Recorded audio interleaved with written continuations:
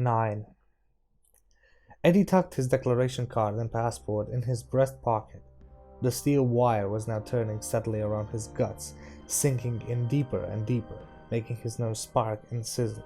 And suddenly, a voice spoke in his head. Not a thought, a voice. "Listen to me, fellow. Listen carefully.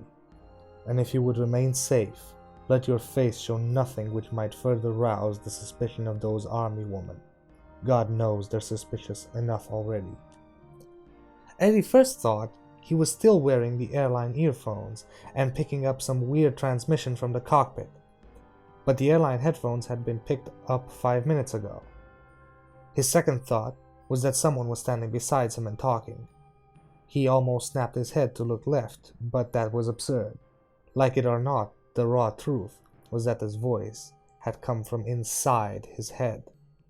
Maybe he was receiving some sort of transmission, AM, FM, or VHF, on the fillings in his teeth. He had heard of such. "Straighten up, maggot.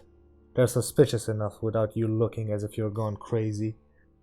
Eddie sat up fast, as if he had been whacked. The voice wasn't Henry's, but it was so much like Henry's when they had been just a couple of kids growing up in the projects. Henry 8 years older, the sister who had been between them now only a ghost of a memory. Selina had been struck and killed by a car when Eddie was 2 and Henry 10. That rasping tone of command came out of whenever Henry saw him doing something that might end up Eddie occupying a pine box long before his time, as Selina did. "What in the blue fuck is going on here?" "You're not hearing voices that aren't there," the voice inside his head returned. No, not Henry's voice. Older, drier, stronger, but like Henry's voice, and impossible not to believe. "That's the first thing. You're not going crazy. I am another person." "This is telepathy?" Eddie was vaguely aware that his face was completely expressionless. He thought that, under the circumstances, that ought to qualify him for the Best Actor of the Year Academy Award.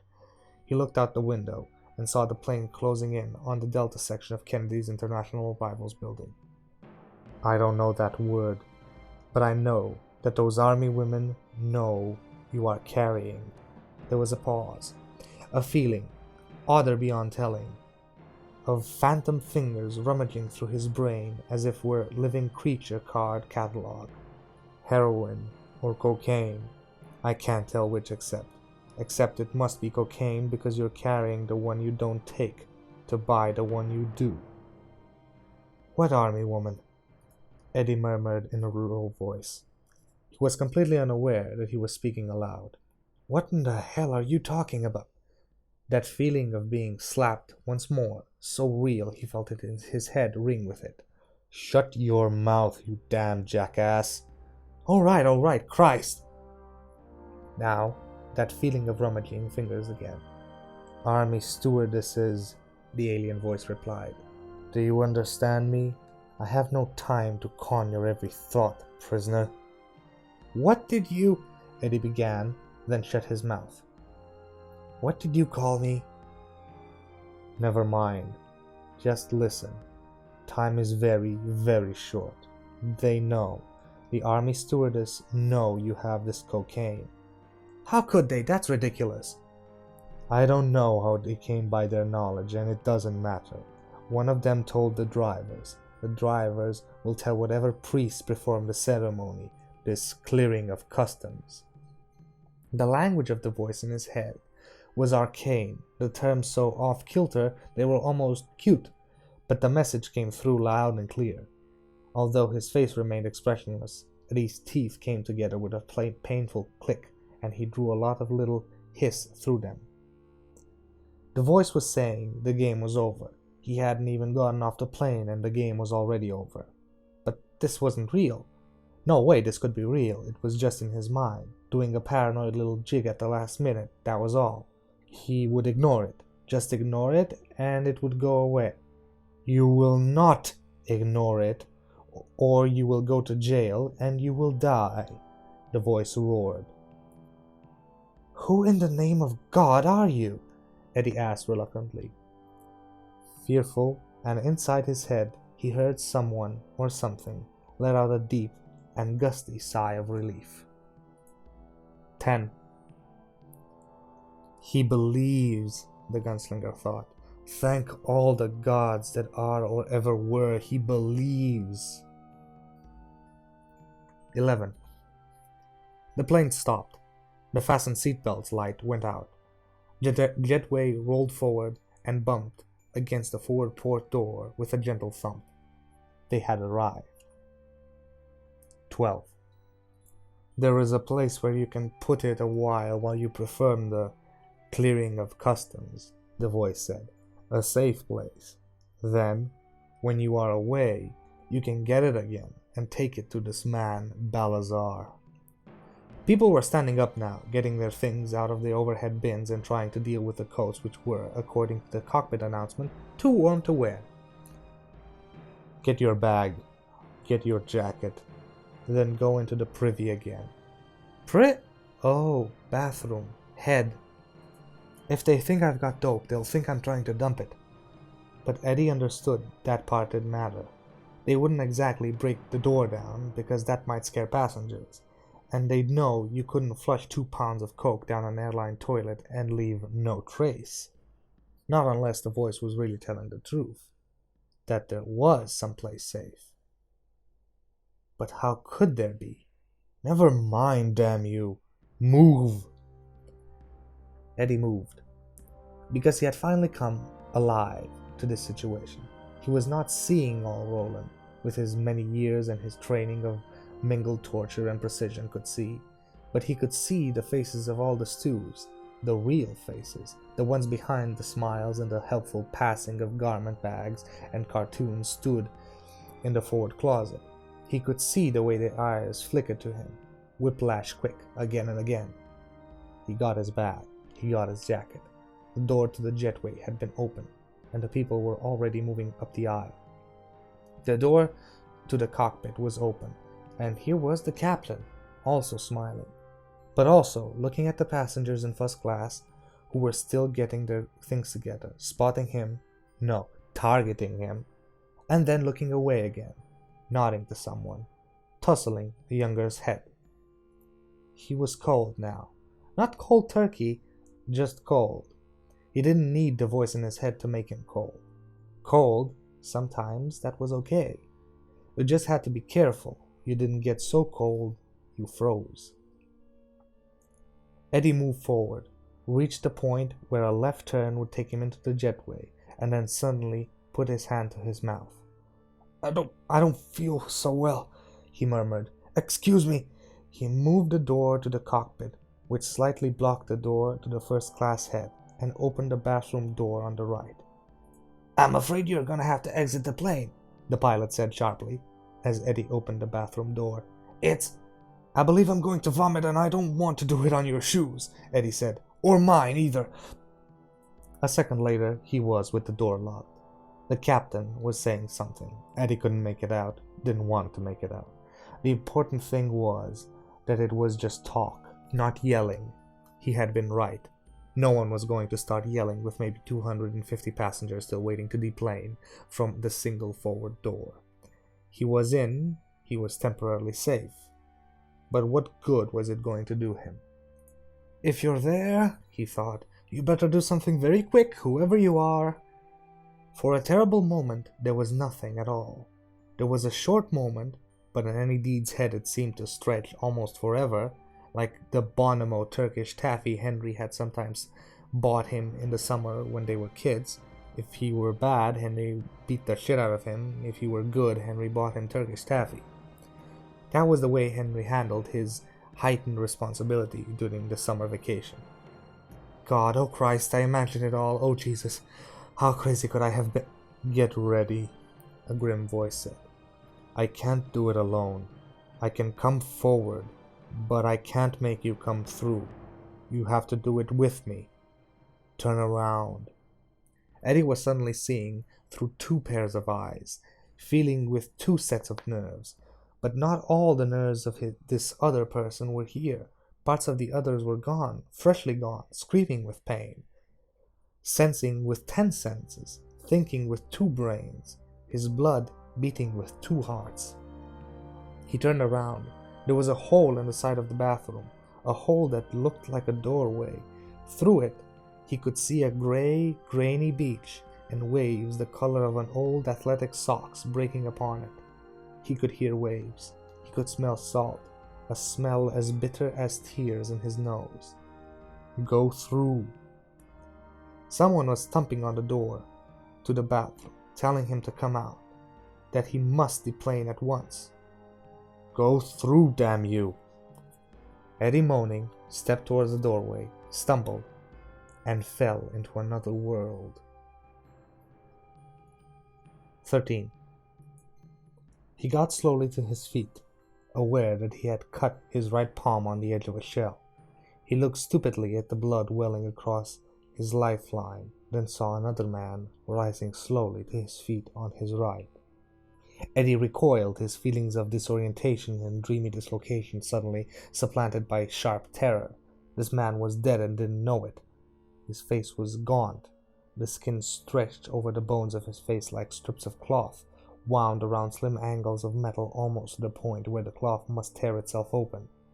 The man's skin was livid save for hectic spots of red high on each cheekbone, on the neck below the angle of the jaw on either side, and a single circular mark between the eyes like a child's effort to replicate a Hindu caste symbol. Yet his eyes, blue, steady, sane, were alive and full of terrible and tenacious vitality. He wore dark clothes of some homespun material. The shirt, its sleeves rolled up, was a black faded almost to gray. The pants, something that looked like blue jeans. Gum belts crisscrossed across his hips, but the loops were almost all empty. The holster held guns that looked like 45s, but 45s of an incredibly antique vintage. The smooth wood of their handle grips seemed to glow with their own inner light. Eddie, who didn't know he had any intention of speaking, anything to say, heard himself saying something nevertheless. "Are you a ghost?" "Not yet," the man with the guns croaked. "The devil weed, cocaine, whatever you call it. Take off your shirt." "Your arms." Eddie had seen them. The arms of a man who looked like the extravagant sort of gunslinger one would only see in spaghetti westerns were glowing with lines of bright, baleful red. Eddie knew well enough what lines like that meant. They meant blood poisoning. They meant the devil was doing more than breathing up your ass. He was already crawling up the sewers that led to your pumps. "Never mind my fucking arms," the pallid apparition told him. "Take off your shirt and get rid of it."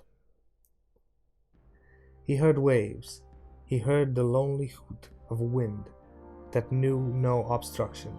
He saw this mad, dying man and nothing else but desolation. Yet from behind him he heard the murmuring voices of the playing passengers and steady, muffled pounding. "Mr. Dean?" That voice, he thought, is in the other world. Not really doubting it, just trying to pound it through his head the way you pound a nail through a thick piece of mahogany. "You really have to?" "You can leave it, pick it up later," the gunslinger croaked. "Gods, don't you understand? I have to talk here. It hurts, and there is no time, you idiot." There were men Eddie would have killed for using such a word, but he had an idea that he might have a job killing this man, even though the man looked like killing might do him good. Yet he sensed the truth in those blue eyes. All questions were cancelled in their mad glare. Eddie began to unbutton his shirt. His first impulse was to simply tear it off, like Clark Kent while Lois Lane was tied to a railroad track or something, but that was no good in real life. Sooner or later, you had to explain those missing buttons.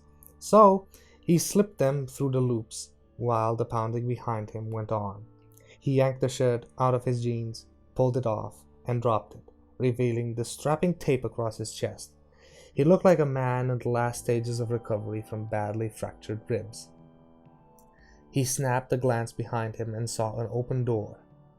Its bottom jamb had dragged the fan shape in its grey grit of the beach when someone, the dying man presumably, had opened it.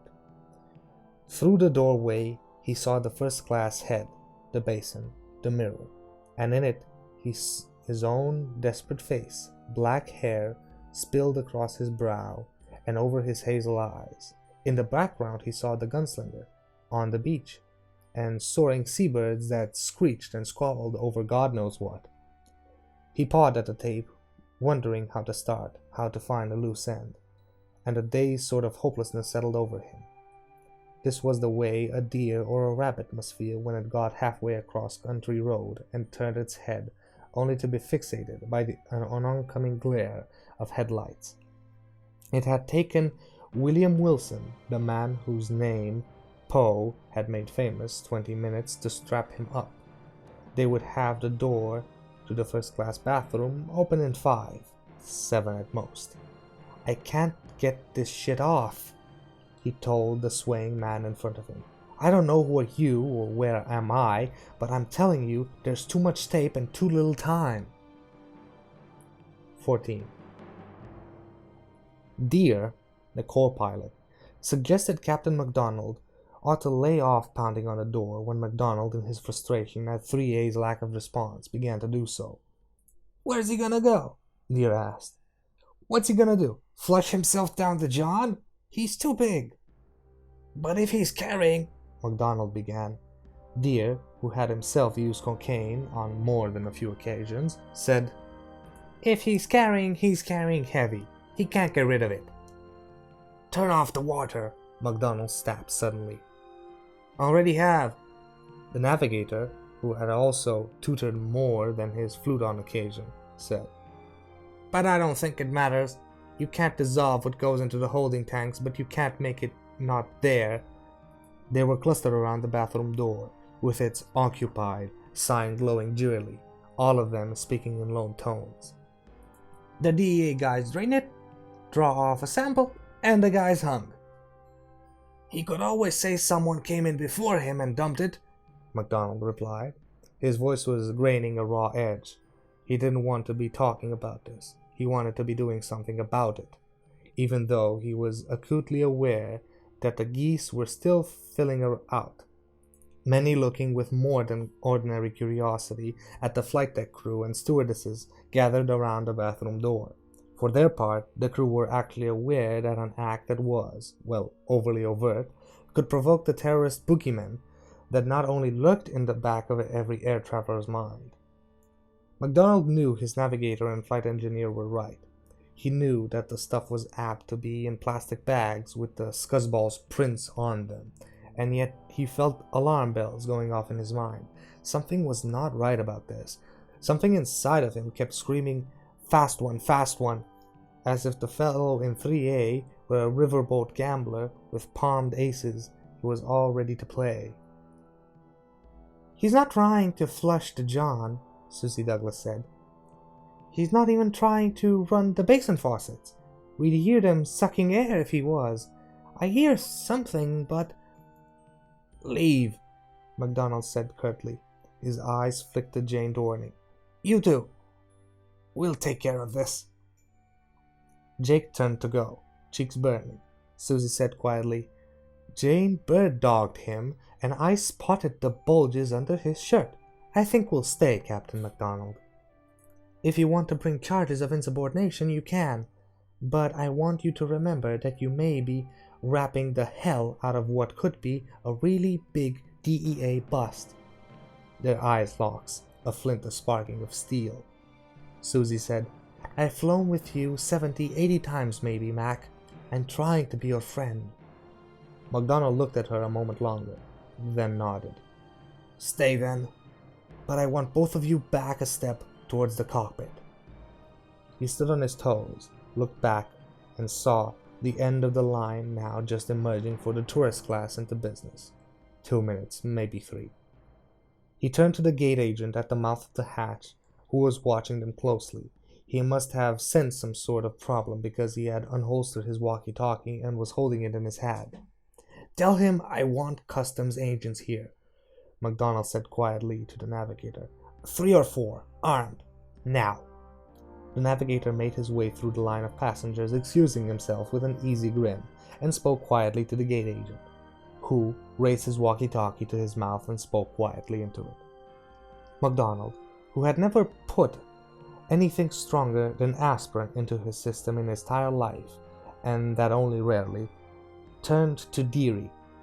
His lips were pressed into a thin white line like a scar. As soon as the passengers are off, we're breaking this shithouse door open, he said. I don't care if customs is here or not. Do you understand? Roger, Deary said, and watched the tail of the line make its way into first class. Thank you everybody for sitting down with another part of Majin reading the Drawing of the Three. Hopefully we'll see you all tomorrow, and we will find out what happens with Mr. Eddie Dean and Roland the Gunslinger. Long days and pleasant nights, listener.